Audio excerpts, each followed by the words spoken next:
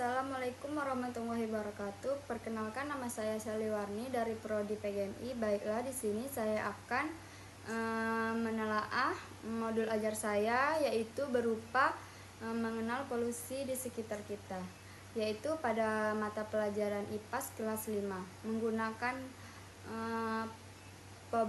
problem based learning.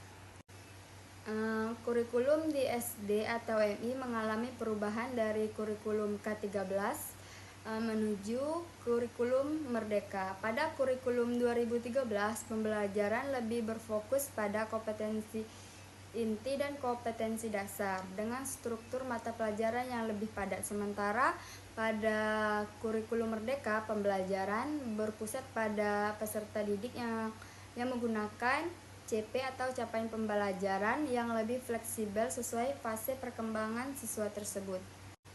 Perbedaan mendasarnya terlihat pada beban belajar dan pendekatan pembelajarannya. Dari kurikulum Merdeka, beban belajarnya lebih fleksibel dan guru memiliki keleluasaan menyesuaikan pembelajaran sesuai kebutuhan siswa tersebut. Seperti mata pelajaran IPA dan IPS juga digabung menjadi IPAS agar siswa dapat memahami konsep secara lebih terpadu. Di MI juga nilai-nilai keislamannya tetap menjadi bagian penting dalam pembelajaran. Kurikulum Merdeka di MI tidak hanya menekankan penguasaan akademik, tetapi juga menguatkan karakter Islam seperti akhlak karimah, tanggung jawab, kerjasama, dan kepedulian terhadap lingkungan sebagai bentuk implementasi nilai Islam rahmatul lil alamin. Modul ini disusun untuk siswa kelas 4 fase B dengan materi pokok yaitu tadi polusi atau pencemaran lingkungan dan literasi digital. Format modul yang ini terdiri dari identitas modul, kompetensi awal, profil pelajar Pancasila, sarana, prasarana, tujuan pembelajaran, kegiatan pembelajaran, asesmen hingga lampiran LKP. Pada kurikulum Merdeka, capaian pembelajarannya atau CP menjadi acuan utama. CP kemudian diturunkan menjadi alur tujuan pembelajaran yaitu ATP yang lebih rinci dan sistematis. Dalam modul ini, CP IPAS fase B diarahkan agar siswa memahami lingkungan sekitar serta mampu menggunakan keterampilan proses untuk memecahkan masalah yang nyata. Dari CP tersebut diturunkan menjadi tujuan pembelajaran seperti mengidentifikasi jenis-jenis polusi, menjelaskan penyebab dan dampak polusi, menyelidiki masalah polusi melalui observasi dan pencarian informasi digital. Yang keempat yaitu menyusun solusi dalam bentuk poster atau infografis digital. Pembelajaran berdiferensiasi dalam modul ini terlihat dari penyesuaian aktivitas belajar sesuai kemampuan siswa. Siswa yang sudah terbiasa menggunakan perangkat digital dapat membuat poster melalui aplikasi seperti Canva, sedangkan siswa yang masih kesulitan dapat menggambar secara manual lalu dibantui mendigitalisasi hasilnya. Hal ini menunjukkan adanya diferensiasi proses dan produk. Selain itu, modul ini juga menerapkan asesmen autentik. Penilaian tidak hanya berdasarkan hasil akhir, tetapi juga mencakup proses diskusi, kerjasama kelompok, kemampuan investigasi, presentasi.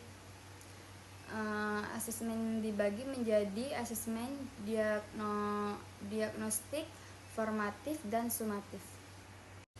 Selanjutnya yaitu saya menelaah buku teks kurikulum Merdeka pada mata pelajaran IPAS. Salah satu contoh aktivitas HOTS-nya atau Higher Order Thinking Skills pada buku teks adalah soal meminta siswa menganalisis penyebab polusi di lingkungan sekitar, lalu mencari solusi yang dapat diterapkan. Contoh aktivitasnya misalnya yaitu amati lingkungan di sekitar rumah atau sekolah dan temukan bentuk pencemaran yang ada, analisis penyebabnya, dan jelaskan solusi yang dapat dilakukan.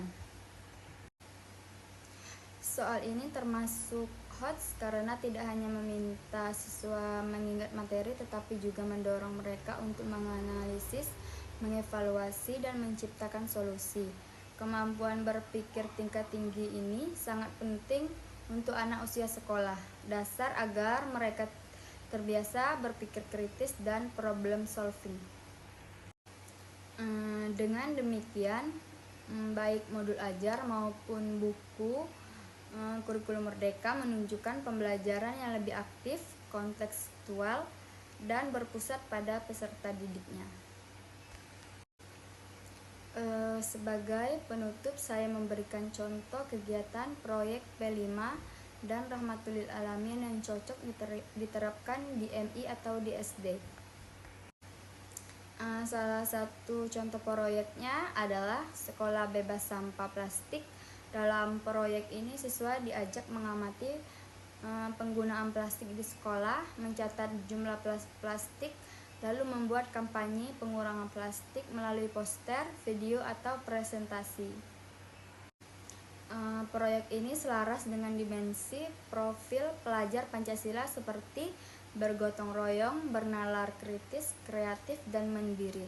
Di sisi lainnya, yaitu proyek ini juga mencerminkan nilai Rahmatul Lil Alamin, yaitu menumbuhkan kepedulian terhadap lingkungan sebagai bentuk tanggung jawab manusia sebagai khalifah di bumi ini.